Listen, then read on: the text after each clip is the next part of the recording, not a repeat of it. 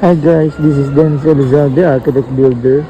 As an artist, I'm also a visionary. I will share with you the future of gadgets. As I foresee it, it will all be embedded into one, connected to the body, the mobile cell phone device, the blood pressure, the glucose indicator, the speed indicator, the heart rate indicator, all of it guys about man's health and wellness will be embedded into one, connected to the body. In the near future, it could be AI powered, AI generated, can be solar powered, battery operated, doesn't matter, but it will be used for one device for every person on the planet. This one device will monitor the stress level of each person. Each person will determine his own body temperature, oxygen level, sugar level, blood pressure, all that the body needs. System for it will be all embedded into one, and it's AI generated, so that each person can monitor his loved one, his family, the complete wellness, the sick and those who are far. They can monitor, the doctors can monitor easily their patients, and the family members, the old ones and the young ones. It will be all into one gadget.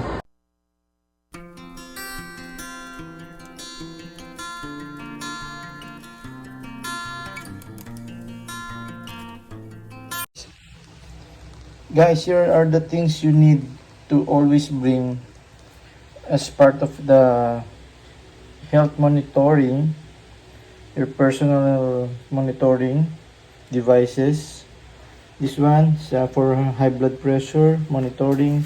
BP, it's battery operated. This one also for oxygen and heart rate.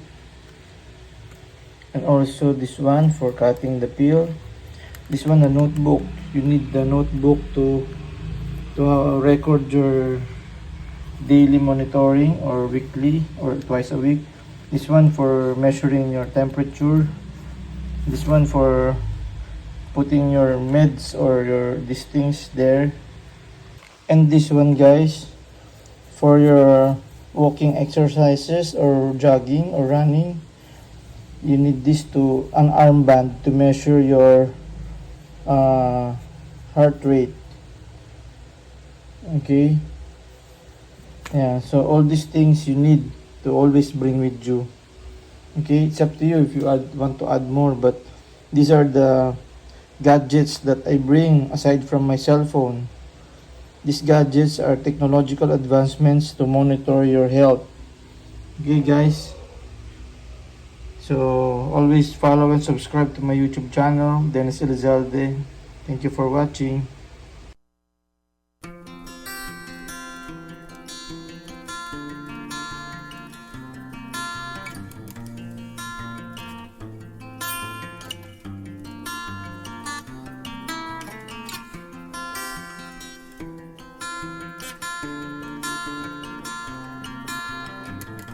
Hi guys, good morning. I'm enjoying my morning jog here at the Ateneo de Manila University guys.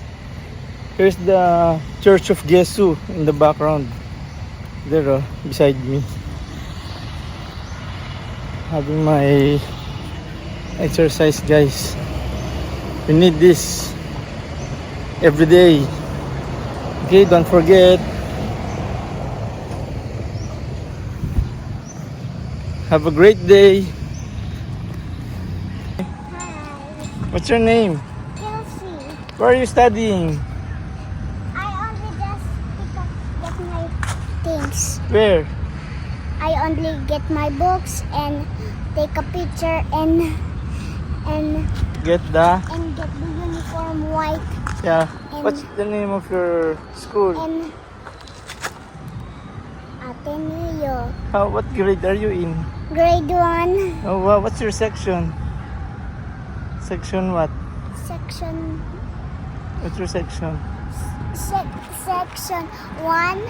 There's no section yet. Oh, come on, let's go. I have no section yet. Yes. I'll go there na. Come on, here. Follow me. Go. Here. You're my best friend. Mom, where are you? Hold my hand.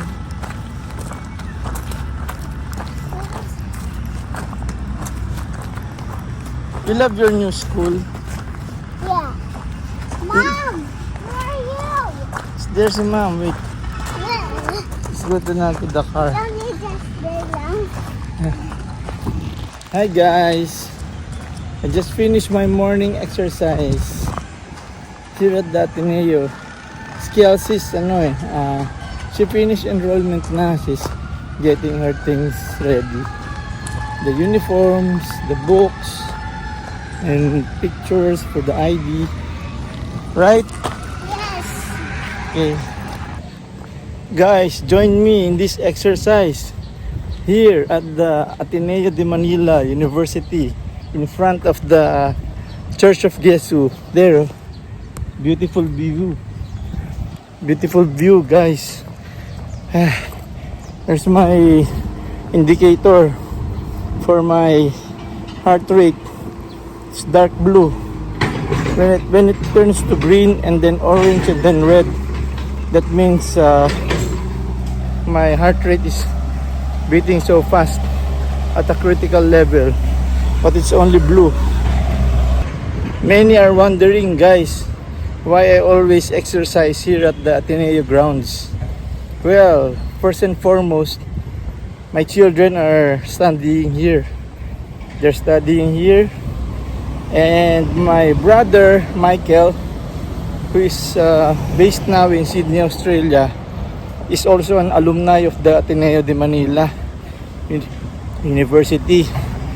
And my father, who graduated from the University of the Philippines, Diliman, Quezon City, before I was born. He got 1 year schooling here in his law school. After he graduated from the College of Law as a scholar, he transferred here. And he studied only 1 year, and then he transferred to the University of Santo Tomas because my father was having difficulty already because I was already born. He already got married with my mother. So when I was born, he had to sacrifice his Ateneo education because of finances. They had to supply my milk, my doctor's checkup, my diapers, my food, because they were just newly married at the time. So before my father passed away, I told him, "Pa, I will send your grandson, your grandchildren to Ateneo to continue what you missed." Okay, so that's it. So may the Lord God guide us in this endeavor until my children grow up, until they all grow up. Okay, thank you guys for watching. Pawis na ako, guys. I have a goal, guys. I have a goal. Finish my 1 hour of walking, guys. Basa ng pawis. Guys, join me here in our farm. Okay, guys,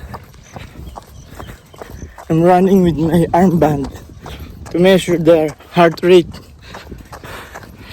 Now I'm 125, my heart rate.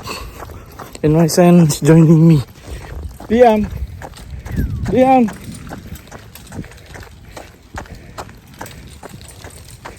Come here now, Liam. Go back.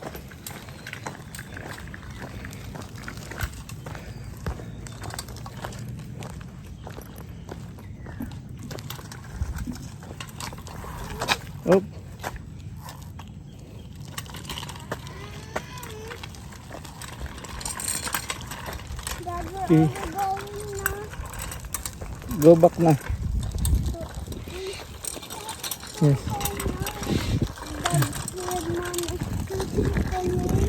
Yes.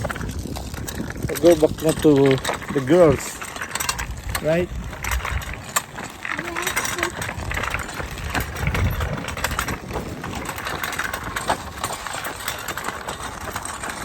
Oh, you're so fast na. Oh, you're so fast na to ride the bicycle ah. Why you have a rock here at the back? When the dog come to me, I will throw the rock and the dog will go away. Okay. That's why you have a rock here Yes. Strong and not for the for the bad dogs. bad dogs. Okay. That's good. That's good, Liam. There are always bad people eh. So you must be ready. Ah, sorry. There are always bad dogs and bad people. Okay? Okay. There are always bad dogs. Huh? Yes.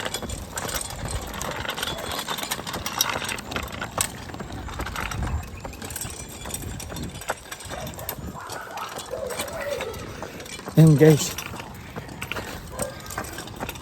while exercising, me and our son, we have protection for ourselves in case there are bad dogs who will attack us.